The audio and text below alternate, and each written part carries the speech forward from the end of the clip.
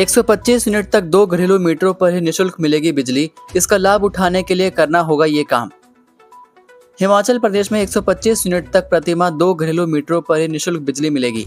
इसका लाभ उठाने के लिए उपभोक्ताओं को राशन कार्ड से मीटर लिंक करवाने होंगे। 2 से अधिक बिजली मीटर वाले घरेलू उपभोक्ताओं को 125 यूनिट तक ₹5.44 प्रति यूनिट के हिसाब से बिल चुकाना होगा। 126 से अधिक यूनिट पर इन उपभोक्ताओं को भी 0 यूनिट से ₹5.89 प्रति यूनिट की दर से बिल देने आएंगे। बुधवार को विशेष सचिव ऊर्जा शुभकरण सिंह की ओर से जारी पत्र में स्पष्ट किया गया कि एक राशन कार्ड पर अधिकतम 2 बिजली मीटरों तक ही सब्सिडी का लाभ मिलेगा। प्रत्येक मीटर पर 125 यूनिट तक रियायत दी जाएगी। जिन उपभोक्ताओं के 2 से अधिक मीटर हैं, उनके लिए 2 मीटर का चयन बिलिंग सिस्टम के जरिए किया जाएगा, जिसे उपभोक्ता बाद में बदल भी सकेंगे। नई व्यवस्था के तहत स्लैब आधारित सब्सिडी लागू रहेगी। 0 से 125 यूनिट तक उपभोक्ताओं को निःशुल्क बिजली मिलेगी। 126 से 300 और 301 यूनिट से अधिक खपत पर कोई सब्सिडी नहीं मिलेगी। विशेष ऊर्जा सचिव शुभकरण सिंह के पत्र के अनुसार जिन उपभोक्ताओं ने अभी तक अपने कंज्यूमर आईडी को राशन कार्ड से लिंक नहीं किया है, उन्हें सब्सिडी का लाभ लेने के लिए यह प्रक्रिया पूरी करनी होगी। 0 से 125 यूनिट तक स्लैब के उपभोक्ताओं को पहले की तरह 0 बिल मिलता रहेगा, जैसा कि पिछले वित्त वर्ष में जारी था।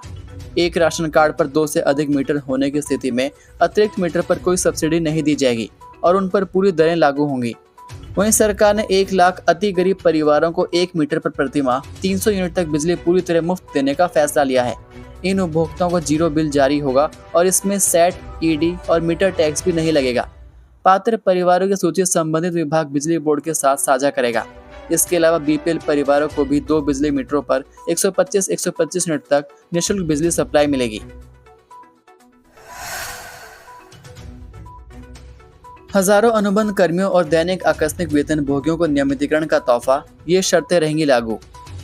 हिमाचल प्रदेश सरकार ने अनुबंध कर्मचारियों और दैनिक व आकस्मिक वेतन भोगियों को नियमितीकरण का तोहफा दिया है। इस संबंध में बुधवार को कार्मिक विभाग की ओर से अधिसूचना जारी की गई है। विभाग ने सभी प्रशासनिक सचिवों, सभी मंडलीय आयुक्त, सभी विभागाध्यक्ष व डीसी को इन निर्देशों को सभी संबंधित व्यक्तियों के संज्ञान में लाने और इनका कड़ाई से अनुपालन सुनिश्चित करने को कहा है। अब साल में 2 बार 31 मार्च और 30 सितंबर को 2 साल का कार्यकाल पूरा करने वाले अनुबंध कर्मचारी नियमित होंगे। अधिसूचना के अनुसार वे सभी अनुबंध कर्मचारी जिन्होंने 31 मार्च 2026 तक लगातार 2 वर्ष की सेवा पूरी कर ली है, उन्हें अब नियमित कर दिया जाएगा।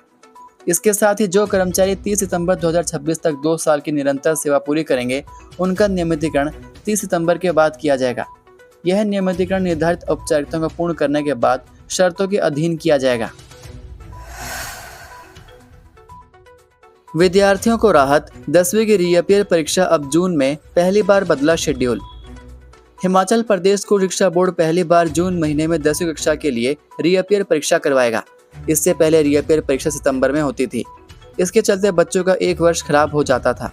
बोर्ड ने बच्चों के भविष्य को ध्यान में रखते हुए अब जून महीने में ही 10वीं कक्षा की रीअपियर परीक्षा आयोजित करने का फैसला लिया है। जिला मुख्यालय चंबा में आयोजित प्रेस वार्ता में हिमाचल प्रदेश स्कूल शिक्षा बोर्ड के अध्यक्ष डॉक्टर राजेश शर्मा ने ये जानकारी दी। उन्होंने कहा कि विद्यार्थियों के हितों और उनके करियर को ध्यान में रखते हुए बोर्ड पहली बार स्कूलों में करियर काउंसलिंग से बच्चों का मार्गदर्शन करेगा। प्रदेश भर में 10वीं और जमा 2 की परीक्षाओं से पहले विद्यार्थियों को शांत मन से परीक्षा देने के टिप्स दिए गए।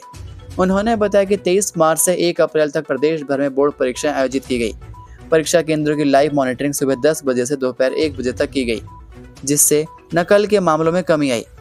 ज्वालाजी स्थित एक केंद्र में नकल का मामला सामने आने पर पूरे स्टाफ को बदल दिया गया। 10वीं और जमा 2 की वार्षिक परीक्षा का परिणाम 30 अप्रैल तक घोषित करने का लक्ष्य रखा है।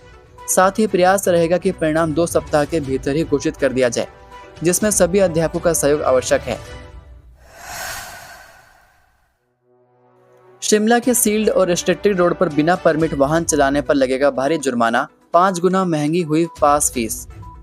शिमला की सील्ड व रेस्ट्रिक्टेड सड़कों पर अब बिना परमिट के वाहन चलाने पर 5,000 रुपये से लेकर 10,000 रुपये जुर्माना होगा।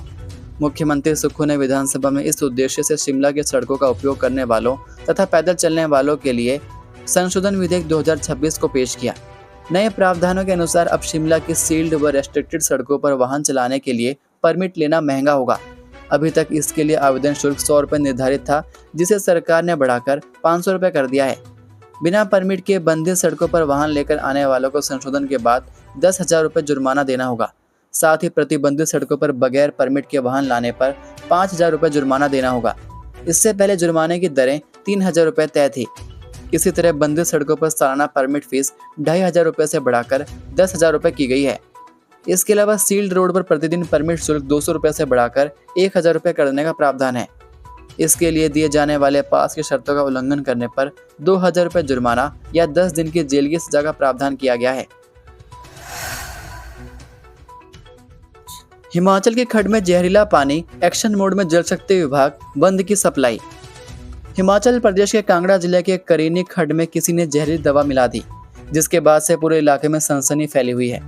जैसे ही घटना सामने आई, प्रशासन और जल शक्ति विभाग ने इसे संवेदनशील मानते हुए तुरंत एक्शन मोड में काम शुरू किया। आपको बता दें कि पालमपुर उपमंडल के तहत आने वाली करीनी खड्ड में जहरीले पदार्थ डालकर सैकड़ों मछलियों को मार दिया गया है।